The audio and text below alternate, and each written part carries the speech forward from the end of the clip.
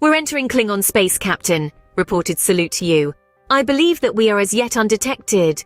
Mr. Salute You, answered Spook. We are the last thing that a seemingly unconquerable aggressor would expect. Enemy armada ahead, Captain, Chekhov alerted.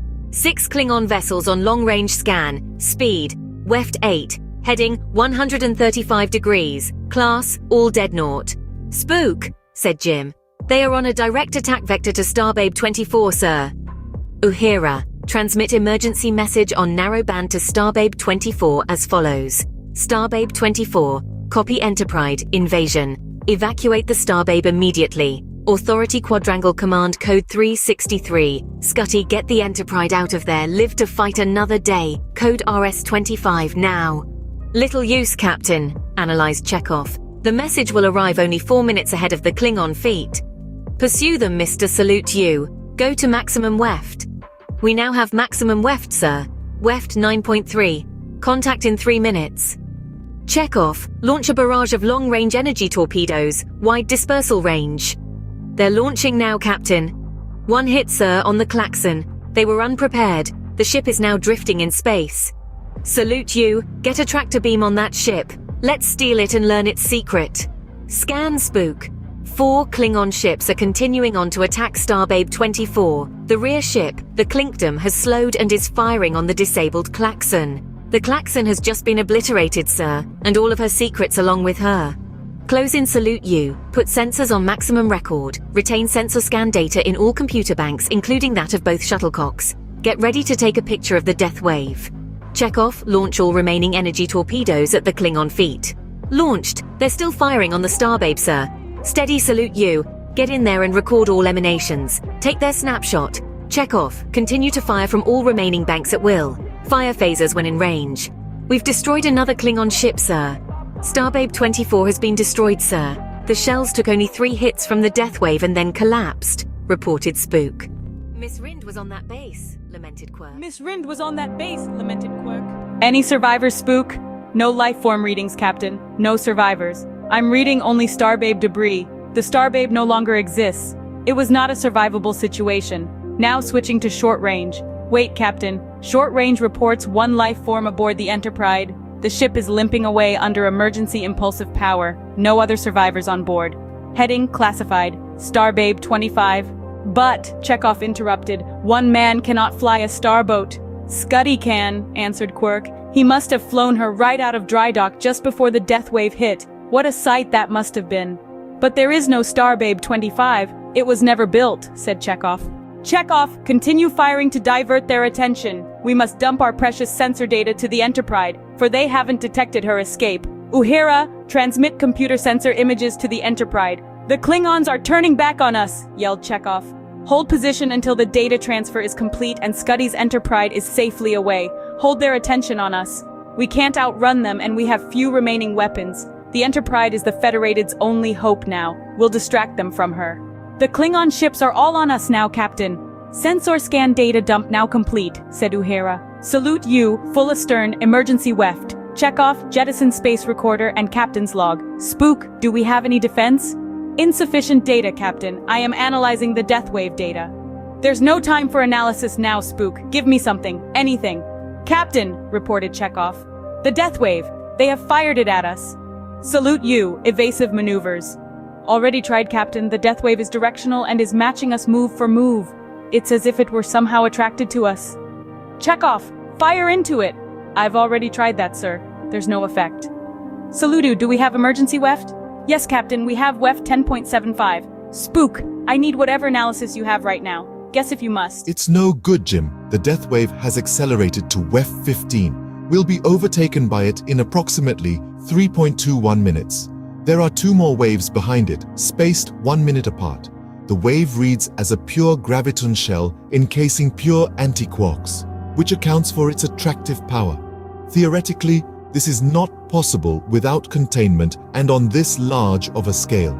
It is both fascinating and ingenious. It is the perfect weapon. There is no known defense, except perhaps your non-existent and imaginary carbonite, which was an action-reversing shield. Dr. McBoy interjected. So much for theories, Mr. Spook. We are all dead men. Quirk on intercom to crew.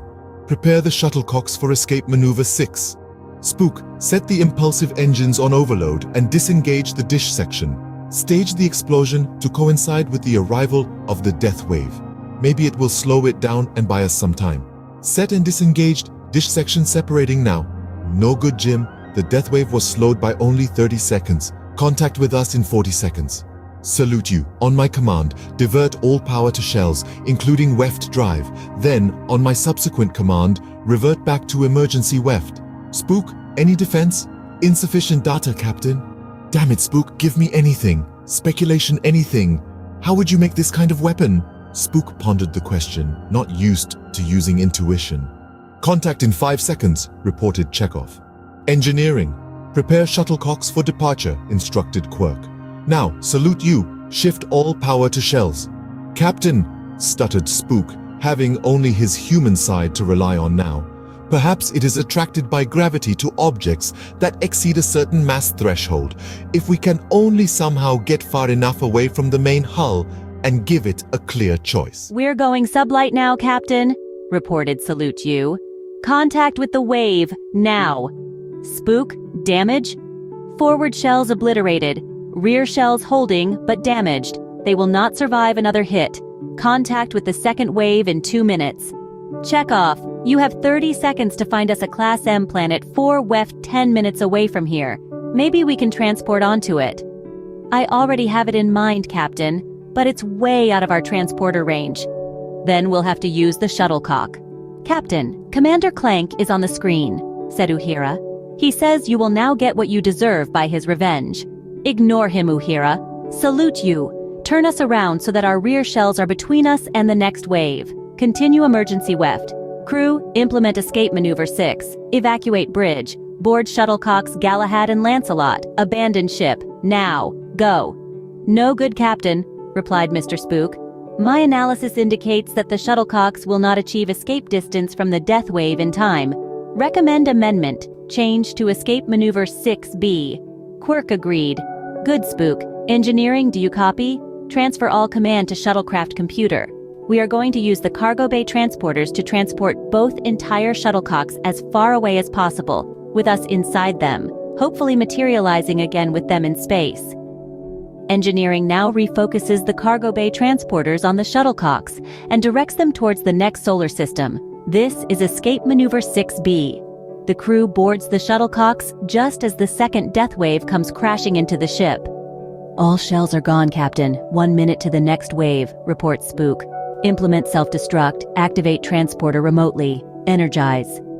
The 2 shuttlecocks dissolve into the shimmer of the transpotting beam. Upon reforming from the transpotting beam within the shuttlecocks, Captain, your Yo-Woman wishes to speak to you. My Yo-Woman, Miss Rind, how did you get here? You were on the Star Babe. I stowed aboard in the shuttlecock, James, for fear I'd never see you again. I gave you up for dead, Miss Rind, when the Star Babe was destroyed. Rumors of my death have been greatly exaggerated, Captain. I'm so glad that you're here, but we've lost practically everything except the shuttlecocks, and it's still a damn long way to the next solar system, and I don't know what we'll find there. But I think we've slipped away from the death wave, for I suppose it could not tell the shuttlecocks from other space debris and meteors that were beneath its threshold of detection. Well, we're alive, and that's all that matters for now, said Miss Rind. Yes, Jim, MacBoy added. You have given us a chance for life. You've always done that for us. Thank you once again. Clank thinks us dead, so they will not follow, said Spook. The only way to escape him was to stage our own death, said Jim. You beat the odds again, Captain, chimed in Salute You. 3 days pass. Sir, interrupted Uhura, there's a galaxy-wide broadcast coming in. The Federated of Planets has surrendered to the Klingons.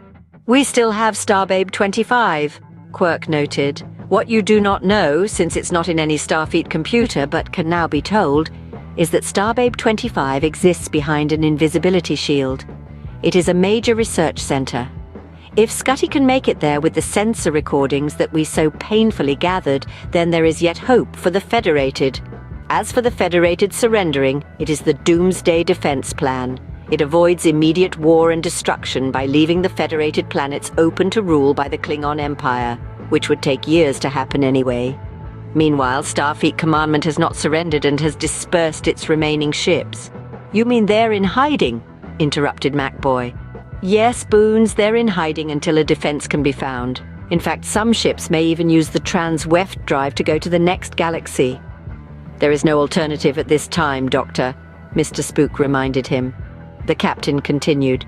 To a lesser degree, some starbabes now have invisibility screens, but they consume tremendous amounts of energy and can therefore only be maintained but for a few months at best. Still, it may buy the Federated some precious time. Scene script. 14th day aboard the shuttlecock. The supplies have run out. 18th day aboard the shuttlecock. Stimulants are given to the flight crew. Sedatives are given to all others. 21st day aboard the shuttlecock. Spook assumes command of the shuttlecock mission. 23rd day aboard the shuttlecock. They pass the 5th planet of the solar system. The planet is uninhabitable. 25th day aboard the shuttlecock. Spook to salute you. Put the shuttlecocks down on the 4th planet. We have reached our new home. Meanwhile, aboard the Enterprise, upon receiving Quirk's warning message, Scotty pressed the emergency dock release button and sped away from the wave of destruction encasing Starbabe 24, ripping the dry dock apart in the process. Luckily, the Klingons were much too absorbed in the glory of the attack to notice the departure of that last precious jewel of the Starbabe. Scotty put the ship under total computer control, then went down to engineering to cold start the one weft drive which was still intact. Meanwhile, the ship-to-ship transfer of sensor information from the Excalibur to the Enterprise had been automatically carried out. Scotty did not question commands. He would carry out Order RS-25 to the letter, managing only Weft 4. Scotty worked the engineering console like a fine musician, in order to keep the bucket of bolts afloat for the 4-day trip to that place that only command-grade officers knew about. Scotty's only companions aboard were the maintenance robots. They continued working 24 hours a day, and so they were not good drinking buddies. Scotty himself was so shaken by the destruction of Starbabe 24 that he swore off scotch and all other such aquavitae for the remainder of his lonely journey to the invisible Starbabe 25. Once along the route, Scotty had to veer far out of his way just to avoid some minor Klingon scout vessels. He swore silently at Clank and his goal of galaxy-wide dominance. Clank, you're a son of a Danebian devil and your mother was an Antarian sloth. Then Scotty laughed to himself and thought, how could that be? He's Klingon and that's bad enough. Scotty and his ship soon vanished into the invisible embrace of Starbabe 25, now safe, a valuable pearl resting against her unseen bosom.